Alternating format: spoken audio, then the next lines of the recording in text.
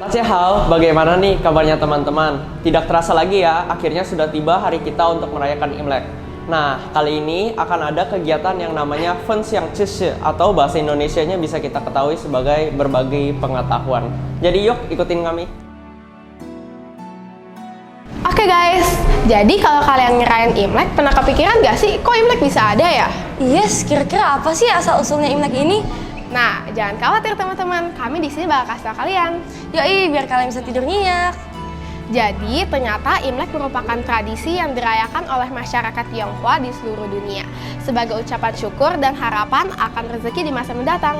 Pada zaman dahulu, perayaan ini dilakukan oleh para petani di Tiongkok untuk menyambut pergantian musim dingin ke musim semi. Petani selalu menandai kapan musim dingin akan berganti ke musim semi supaya mereka bisa bercocok tanam. Pergantian musim ini kemudian dijadikan salah satu hari penting yang patut dirayakan oleh masyarakat Tionghoa karena dipercaya dapat memberikan rezeki. Nah, selain itu, setiap musim semi datang, rakyat memiliki kebiasaan mengucapkan Xinjia Kyonghi, yang berarti selamat musim semi baru. Perayaan yang disebut Xinjia atau Festival Musim Semi ini berlangsung dari tanggal 1 bulan pertama dan berakhir pada tanggal 15 bulan pertama. Berbagai kegiatan yang dilakukan sepanjang perayaan itu adalah sembahyang, berkumpul bersama kerabat, hingga perayaan Cap Gomeh. Wah, seru banget nih, aku kayaknya dengar kalian ngomong tentang sejarah Imlek dari tadi. Iya, pastinya dong. Kalau gitu, aku juga mau cerita dong tentang sejarah Imlek. Jadi, menurut penuturan Dennis Lambert, pakar ketimuran, sejak abad ketiga Masehi, Asia Tenggara sudah sering disebut dalam naskah-naskah Tiongkok. Saat itu, warga Tiongkok itu bermigrasi ke berbagai wilayah Asia untuk berdagang. Dengan Nusantara adalah salah satu tujuannya. Migrasi orang Tiongkok ke Nusantara pada awal Masehi turut membawa budaya Imlek ke masyarakat. Dan Insinyur Soeharto memperbolehkan orang-orang Tionghoa mengekspresikan diri mereka dengan secara bebas, seperti berbicara Mandarin atau memiliki surat kabar berbahasa Mandarin, dan lain-lain. Sayangnya, pada masa kepresidenan Soeharto, pada tanggal 6 Desember 1967, dikeluarkan instruksi yang menetapkan seluruh upacara agama, kepercayaan, dan adat istiadat Tionghoa hanya dapat dirayakan di lingkungan keluarga. Dan karena itu, festival Imlek masa itu tersembunyi, bahkan perayaan juga tidak dapat dilakukan. Waduh, kalau kita cuma dengar dari yang diceritain Gaby sih agak sedih ya. Tapi tunggu, masih ada lanjutannya loh. Jadi, di masa pemerintahannya, Presiden Habibie mengeluarkan instruksi presiden atau yang disebut Inpres yang menghilangkan aturan diskriminatif terhadap masyarakat Tionghoa. Kemudian, pada tanggal 17 Januari tahun 2000, Presiden Abdurrahman Wahid mengeluarkan Inpres yang secara khusus merujuk pada Inpres yang pernah dibuat oleh Presiden Soeharto semasa menjabat.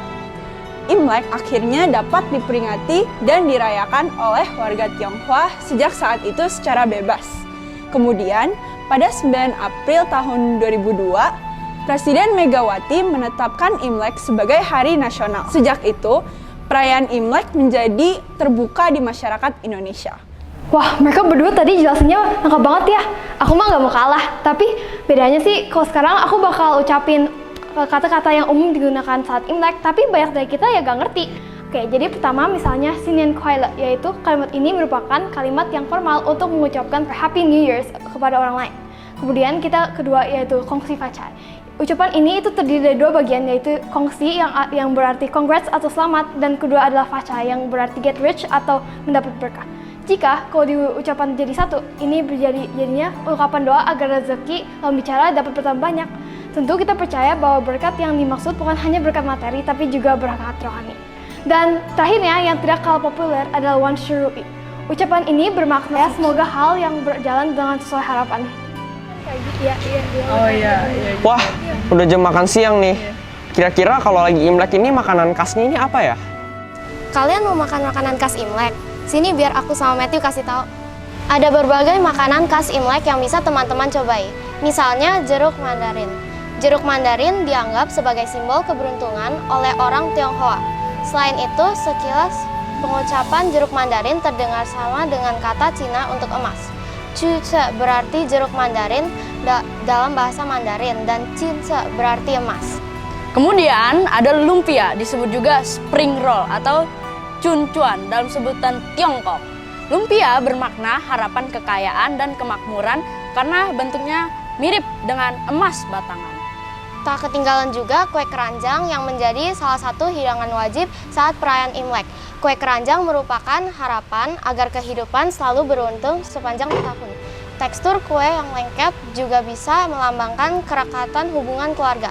Ikan bandeng juga bisa. Menurut kepercayaan masyarakat Tionghoa, ikan bandeng dianggap sebagai sumber keberuntungan dan rezeki.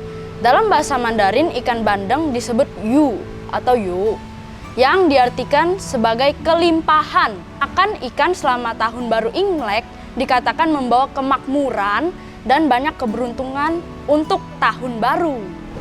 Halo Mbok, apa kabar? Baik. Nah, berhubung udah Imlek nih ya, aku ada sesuatu nih buat kamu, mau tahu nggak? Apa? Nih, aku ada angpau nih buat kamu. Kamu nggak boleh terima, nanti kamu kurang hoki loh. Nih teman-teman, aku kasih tahu alasannya ya. Hongpao hanya dapat diberikan oleh orang yang sudah menikah, karena Hongpao selalu diberikan kepada yang lebih tua, kepada yang lebih muda. Nah, tidak pernah sebaliknya. Sebagian besar Hongpao hanya diberikan kepada anak-anak. Namun jika seseorang sudah berusia di atas 40 tetapi belum menikah, diperbolehkan memberikan Hongpao karena sudah dianggap dewasa. Tujuan pemberian angpau ini adalah untuk menunjukkan bahwa si pemberi angpau ini sudah mandiri, serta sudah menunjukkan kepedulian terhadap sesama. Selain itu, Hongpao selalu identik dengan warna merah yang berarti semangat, kebahagiaan, dan juga kebaikan. Oh gitu ya Lombok. Yaudah deh kalau gitu, makasih ya Lombok. Sama-sama. Jadi itu adalah beberapa hal yang sekilas tentang Tahun Baru Imlek.